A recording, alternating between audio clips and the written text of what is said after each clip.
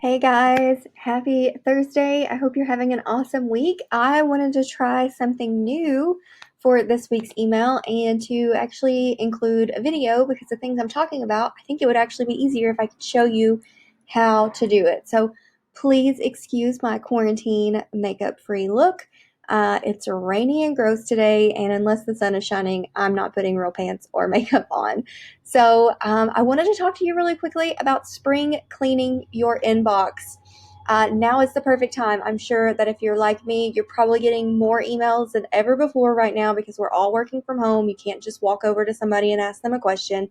And it's really easy for our inbox to get out of control when that happens. So I wanted to give you 5 quick tips you could use to spring clean your inbox and get back in control. So tip number 1 is to get to inbox 0. I know that probably sounds like a myth and that it can't actually be done, but I promise you, you can get to inbox 0. The easiest way to get there is to manage your emails as they come into your inbox, but I know that's not always possible. So if you can bulk go through and clean out your inbox, I would really encourage you to do that. So I'm going to show you just really quickly 2 things you can do to get to inbox 0 a little bit quicker. So the first thing is, and I realize that my inbox probably looks different than most of yours, but the tools all function the same.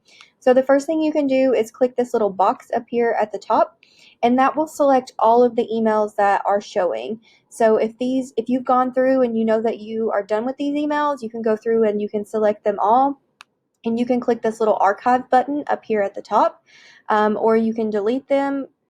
Whatever you're doing, just know that you're doing it to all of them because that's what you have selected. If you want to do it to all but a few, you can always uncheck a few boxes and not include them in that. And then you can see here I only have 32 emails in my inbox. However, if I had more, then you would do this and then you could just keep cycling through the pages until you get to the end. And the other thing you could do really quickly is you can type unsubscribe in the search bar. And what that's going to do is it's going to pull up all of the emails, like all of the emails that you have that have the word unsubscribe in them. And as a rule of thumb, if an email has the word unsubscribe, it probably means because it's a newsletter that you've subscribed to because they have to give you the option to unsubscribe. So this is a quick way to go through and just clear out all those newsletters that are in your inbox. I hope you don't get rid of mine, but I obviously understand if you've already looked at it and you don't need it anymore. But just by typing that up there, you can see there's one to 50 of many, because this isn't searching just what's in my actual like inbox that I'm seeing. It's searching all my archive mail as well. But just typing that in there gives you a really good way to go through and clean out some stuff. So that's tip number 1.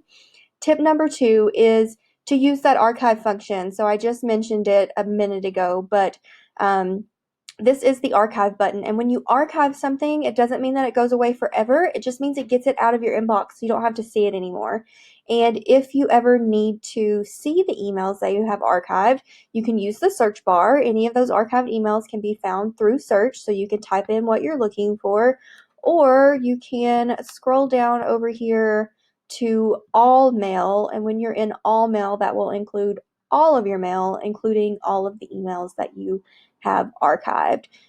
So that's tip number 2 is to archive. Don't worry about storage either, you guys. If you're using G Suite, you have plenty of storage, so don't worry that you need to delete all of your emails because most of you have more storage than you're ever going to need. Tip number 3 is to use tags and filters, labels and filters. So I want to show you where you can find your labels and filters. You're going to go into your settings, and you'll see labels here. So you can choose to show or hide your labels. So maybe you've created labels that you don't actually need to see. Your labels are over here on the sidebar. Maybe you don't need to see those. You can hide them. And then if we scroll down here, you can create some new labels. So by creating labels, that's like a little filing cabinet for your emails. You can kind of file them away, again, archive them, get them out of your inbox. But if it has the label applied, if you archive it, it's still going to show up in that label. And then the next thing is filters. So filters are right here under filters and blocked addresses. You'll actually see your filters, any filters you have set up here at the top. if you scroll down, you can create a new filter, and filters are super cool. They automate your inbox. It's like an if this, then that statement for your filter. So you can automatically apply those labels that you created. So for instance, if I wanted to type in one of my clients here, any email from her, then I can create a filter that will automatically apply the label, and then I can choose an already existing label, or I can create a new label. So maybe I want to create a label for her that is her company name, so that any email I receive from Nancy will always be tagged with the label Bailey Safety, and then I can quickly look at any emails that Nancy has sent me or anyone on her team. I can add everyone to that filter. But what I want to show you before I do that, so I'm going to apply the label. I'm going to create a new label called Bailey Safety because that's her company name. So I'm going to create that. But then I'm going to go down here and I'm going to click also apply filter to 26 matching conversations. So that means the 26 emails that Nancy's already sent me, it's going to automatically apply that label to her emails retroactively. If I don't check that box, then it's only going to apply them going forward. But because I went ahead and applied it to all those, so I'm going to create this filter. It's going to go through. You can see here are all the emails that we have. And if I go over here, you can see the new label that was created. And if I click into it, then all of those, if I click into her label, then all of those emails are there. So that is a really quick way to automate some of your inbox processes and to create those labels and filters and to make sure that you stay at inbox zero instead of having to come through and do this all the time.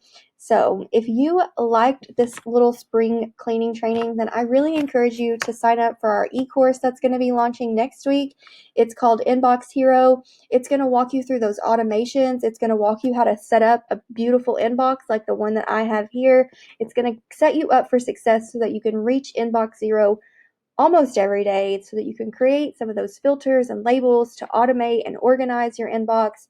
And if you sign up when we launch, you are going to get the best price there will ever be. It's going to be less than $50, y'all. Like, that is a steal because this is going to save you so much time. I can almost guarantee you that it will save you at least 50 hours a year. So what would you do with an extra 50 hours a year in your business? So I'd love to get your feedback on doing the video instead of just text. I know some people like it, some people don't, so I might do a combination of two, but instead of just typing all this out and you reading through it, I thought it would be easier if I could just record a quick video and walk you through it step by step, and also so you could get a little taste of what our course would be like.